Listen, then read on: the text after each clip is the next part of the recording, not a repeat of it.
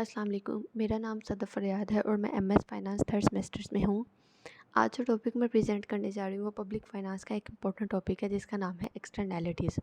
इसमें मैं आपको 3 चीज़ें बताऊँगी कि एक्सटर्नैलिटीज़ होता क्या है। इसके 2 जो इम्पोर्टेंट टाइप्स है वो पॉजिटिव एक्सटर्नैलिटी और नेगेटिव एक्सटर्नैलिटीज़ के बारे में आपको मैं बताऊँगी। एक्सटर्नैलिटी को डिफ़ाइन करने से पहले थोड़ा-सा मैं आपको पब्लिक फ़ाइनेंस के बारे में बता दूँ। पब्लिक फ़ाइनेंस में 2 चीज़ें आती हैं, एक होता है पब्लिक और दूसरा है फ़ाइनेंस। पब्लिक कोई भी ऐसा इंस्टीट्यूशन या कोई भी ऑर्गेनाइजेशन जो कि गवर्नमेंट के अंडर होगी उसको पब्लिक बोलेंगे। और फाइनेंस होता है मैनेजमेंट ऑफ मनी। तो पब्लिक फाइनेंस क्या होगा, जब किसी भी गवर्नमेंट के रिसोर्सेज या किसी भी गवर्नमेंट के एक्सपेंडिचर या रिवेन्यू को स्टडी कर रहे होंगे, कैसे कोई गवर्नमेंट अपने रिसोर्सेज को जनरेट करती है और कैसे वो उसको यूज़ करती है, इन सब की स्टडी को हम लोग पब्लिक फाइनेंस बोलेंगे। यानी इसमें जो भी एक्टिविटी होगा वो हम लोग गवर्नमेंट के रिलेटेड ही करेंगे।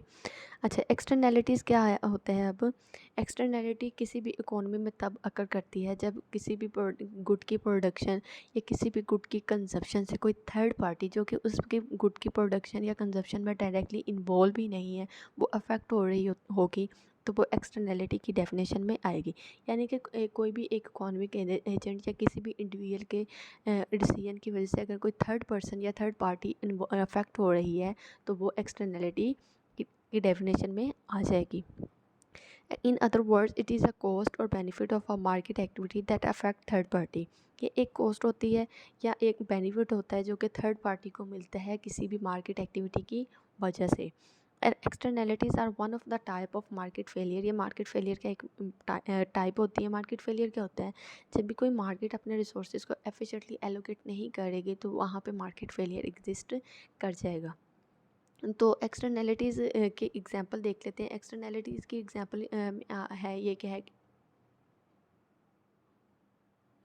एक्सटर्नैलिटीज़ की एग्जांपल में आप ये ले सकते हैं कि आपके घर के पास एक गवर्नमेंट ने पार्क बनाया है जिसमें हर कोई आ जा सकता है और आप जाके वहाँ पे वॉक भी करते हैं, आप वहाँ पे जाके इंजॉय कर रहे हैं, लेकिन आप इसकी प्रोडक्शन या कंजप्शन में डायरेक्टली इन्वॉल्व नहीं होते, लेकिन आपको इसका बेनिफिट मिल रहा है।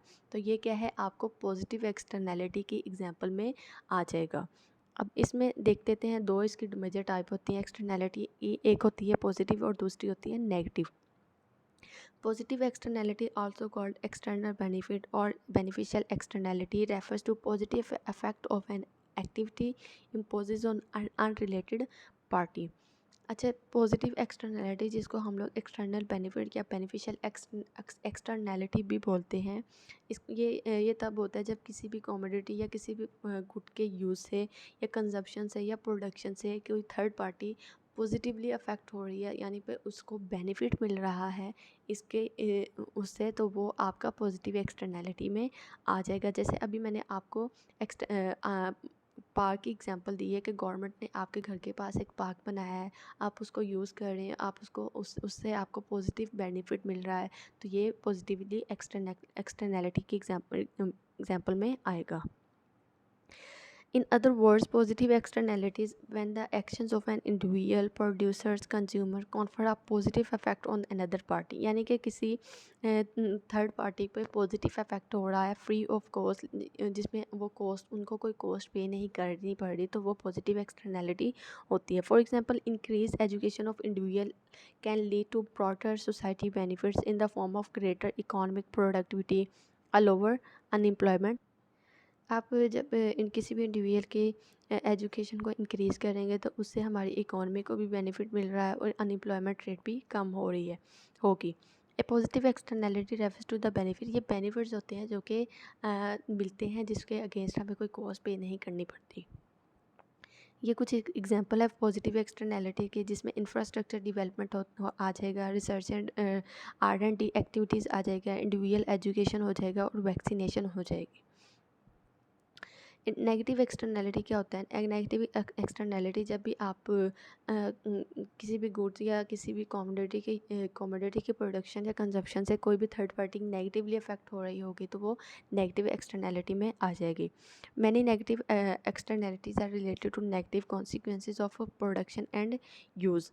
For example, air pollution for burning fossil fuels causes damages to crops यानी कि कोई भी जब हम फॉसिल फ्यूल्स को यूज़ करते हैं तो उसके नुकसानात हमारी इन्वायरमेंट पे होता है, जिसमें क्रॉप्स ख़राब हो जाती हैं, बिल्डिंग्स और पब्लिक हेल्थ पे, लोगों की हेल्थ पे बुरा असर पड़ता है और उनको उनके अगेंस्ट क्या है, एक कॉस्ट पे पड़ती है। यानी कि जब आपकी हेल्थ ख़राब होगी तो आपको मेडिसिन लेनी पड़ेगी और आप उसको फॉसिल फ्यूल की एक्टिविटी, बर्निंग की एक्टिविटी में इंटरेक्टली इन्वॉल्व तो नहीं होते, लेकिन आपको उसका अफेक्ट ज़रूर हो रहा है और उसके अगेंस्ट आपको एक कॉस्ट भी पे करनी पड़ती है। तो ये इसकी नेगेटिव एक्सटर्नैलिटी में आ जाएगा। अच्छा, ये एग्जांपल है नेगेटिव एक्सटर्नैलिटी की। सबसे पहले है air pollution, water pollution, noise pollution, passive smoking. यानी कि आप खुद तो स्मोकिंग नहीं कर रहे, लेकिन एक आपके साथ एक बंदा बैठा है जो स्मोकिंग कर रहा है और उसके धुएँ की वजह से आपकी तबीयत ख़राब हो जाएगी, तो आपको वो नेगेटिवली अफेक्ट कर रहा है। ट्रैफिक कंजेशन, ये सारी एग्जांपल है नेगेटिव एक्सटर्नैलिटी की। Thank you.